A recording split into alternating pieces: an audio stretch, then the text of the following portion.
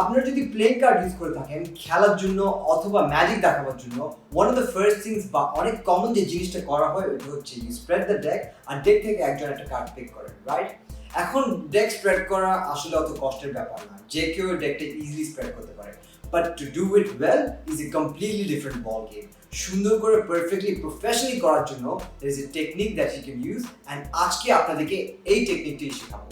The technique is called the Nepal spread, and this is what it looks like. আপনি ডেকটা নিয়ে you spread it out and it evenly opens up. As you can see, কোনো effect ছাড়াই very smoothly ডেকটা open হলো, and now they can choose a deck of cards.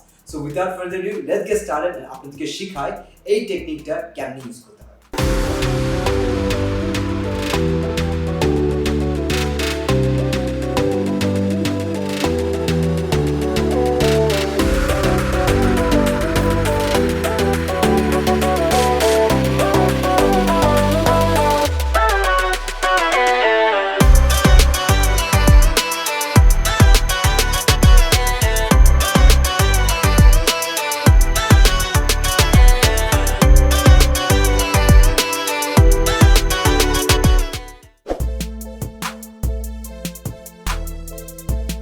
এখন আমরা যখন মানুষকে একটা ডেক দিচ্ছি অথবা ডেক থেকে একটা কার্ড পিক করতে বলছি, অনেক সময় যখন স্প্রেড করা হয় খুবই ক্লাম্পি ভাবে হয়। As you can see group হিসেবে কার্ডগুলো আসে আর দেখতে অত সুন্দর লাগে না। অ্যাজ ইউ ক্যান সি এখানে কতগুলো কার্ড, এখানে একটু কম কার্ড, এখানে একটু বেশি, it looks a bit disorganised.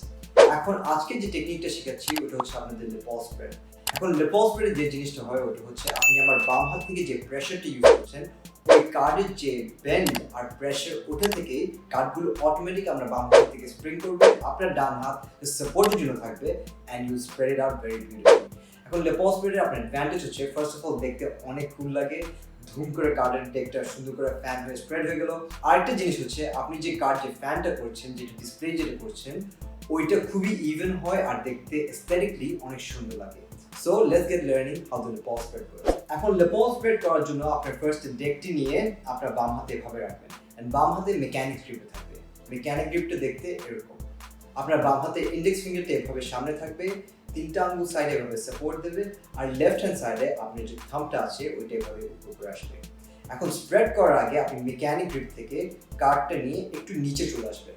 So at this point, as you can see, আমার হোল্ডটা একটু ডিফারেন্ট হয়ে গেল। At this point, কার্ডের বটম রাইট হ্যান্ড কর্নারে আমার তিনটা আঙ্গুল আছে, যেটা আপনার রাইট হ্যান্ড সাইডে প্রেশার দিচ্ছে বটম থার্ডে, আর বটম লেফট সাইডে আমার বুড়ো আঙ্গুলের যে বলটা আছে ওই জায়গায় এই কার্ডটা কন্ট্যাক্ট করছে, অলসো বটম থার্ডে। So as you can see, এখন ফার্স্ট আপনার যে জিনিসটা প্র্যাকটিস করতে হবে ওইটা হচ্ছে পুরো ডেকটিকে একটু বেন্ড করার জন্য। এখন আপনি এভাবে যখন প্রেশার দেবেন তখন কার্ডটা এভাবে বেন্ড করে নিচে যাবে। এখন ফার্স্ট অফ অল আপনি যখন নতুন কার্ড প্র্যাকটিস করা শুরু করবেন, নতুন যখন এই টেকনিকটা প্র্যাকটিস করবেন, তখন হয়তো আমরা পুরো ডেকটি বাকল করতে একটু কষ্ট হতে পারে, as you can see, because it's thick আর অনেক ডেন্স। বাট আপনি যত প্র্যাকটিস করবেন আপনার মাসল তত স্ট্রঙ্গার হয়ে যাবে, অ্যান্ড তত ভালো আপনি পেন্টটা করতে পারবেন। বাট আপনি যদি তাও ইনিশিয়ালি স্ট্রাগল করে থাকেন, আপনি ডেকটি একটু কমায় নিতে পারবেন। অ্যাজ ইউ ক্যান সি, যদি কার্ড কম থাকে খুবই ইজি এই ইনওয়ার্ড বেন্টটা করার জন্য। So first practice doing that, এই হোল্ডে এসে and then try doing an inward bend just like this. So আপনি যখন এই টেকনিক নিয়ে কাইন্ড অফ ইউজড টু হয়ে যাবেন, তখন সেকেন্ড যে জিনিসটা আপনার করতে হবে ওটা হচ্ছে যখন এই বেন্ডটা হবে, যখন ইনাফ প্রেশার হোল্ড আপ হবে, তখন আপনার এই সাইডের আঙ্গুল থেকে আপনার বটম রাইট হ্যান্ড কর্নার থেকে আস্তে আস্তে কার্ডগুলো ছেড়ে দেওয়া শুরু করবেন, like in a slowly. As you can see, যখন কার্ডগুলো ছাড়া হয় এই প্রেশার থেকে, অ্যাজ ইউ ক্যান সি এখন প্রেশারটা পড়ছে, বাট আস্তে আস্তে যখন আমি আঙ্গুলটি একটু নামাবো তখন কার্ডগুলো আস্তে আস্তে পপ আপ করবে, just like this. As you can see, বেন্ডের থেকে কার্ডগুলো এভাবে পপ আপ করে বের হয়ে আসছে। বাট আপনি যদি এই স্লো মোশনে এভাবে আস্তে আস্তে কার্ডগুলো বেন্ড করেন, তখন অবভিয়াসলি কার্ডটা অত সুন্দর করে স্প্রেড হবে না। বাট আপনি যদি অ্যাট দ্য সেম টাইম যখন প্রেশার দিচ্ছেন, at the same time release করে আপনার ডান হাতটি সাপোর্ট টেনে নেয়, তখন কার্ডগুলো বের হওয়ার সাথে সাথে at the same time perfectly spread হবে। সো আপনাকে এই টেকনিকটা দেখায়। ওয়ান্স এগেন, এভাবে ধরে আসেন, you putting the pressure in, and then যখন কার্ডগুলো বের হচ্ছে আপনার ডান হাতটি নিচে থেকে এসে এই কার্ডগুলোকে সাপোর্ট করবে। এখন সাপোর্ট করার জন্য আপনার ডান হাতের আপনি চাইলে প্রত্যেকটা আঙ্গুল ইউজ করতে পারবেন। So what is happening is, আপনি যখন স্প্রেড করছেন ডান হাতটি এভাবে এসে নিচে কার্ডগুলোকে সাপোর্ট দিচ্ছে। But keep pushing the cards, যাতে যতই পুশ হচ্ছে কেন ততই কার্ডগুলো বের হচ্ছে, ততই ফ্লোতে বের হবে, আর ততই সুন্দর আপনাদের ফ্যানটা হবে। এখন আপনি যখন নতুন নতুন এই টেকনিকটা প্র্যাকটিস করছেন, অবভিয়াসলি যখন ব্যান্ড থেকে কার্ডগুলো বের হচ্ছে তখন হয়তো একটা একটা করে পারফেক্টলি স্মুথলি বানানো, হয়তো এভাবে বের হবে, আবার একটু ক্লাম্পে বের হবে, আবার একটু ক্লাম্পে বের হবে। That's okay, that's because obviously আপনার এই টেকনিকটা নতুন নতুন শিখছেন, পারফেক্ট ফার্স্ট টাইমে কখনোই হবে না। সো ইটস ওকে যদি ক্লাম্প হয়ে হয়ে বের হয়, অ্যান্ড তাও অ্যাটলিস্ট আপনি ডান হাত দিয়ে এই কার্ডগুলো ক্যাচ করছেন। অ্যাজ ইউ ক্যান সি এই সময় কার্ডগুলো দেখতে অবভিয়াসলি খুবই হ্যাজার্ড, বাট আপনি যত প্র্যাকটিস করবেন আর আপনার প্রেশারটা যত ইভেনলি আসবে বাম হাত থেকে, তত ইভেনলি এই কার্ডের স্প্রেডটা হবে। As you can see when I do it perfectly, the cards are very evenly spread out and at the same time আমার ডান হাত নিচে এই সাপোর্টটা দিচ্ছে, which is why দুই হাত দিয়ে কার্ডটা স্প্রেড খুবই সুন্দরভাবে হচ্ছে।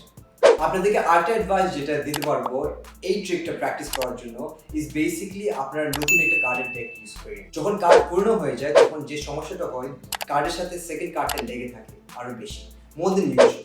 দ্যাটস বিকজ আমাদের হাত থেকে ছোট ছোট অয়েল আর পার্টিকেলস লেগে থাকে, যেটার জন্য কার্ডগুলো স্টিক করে।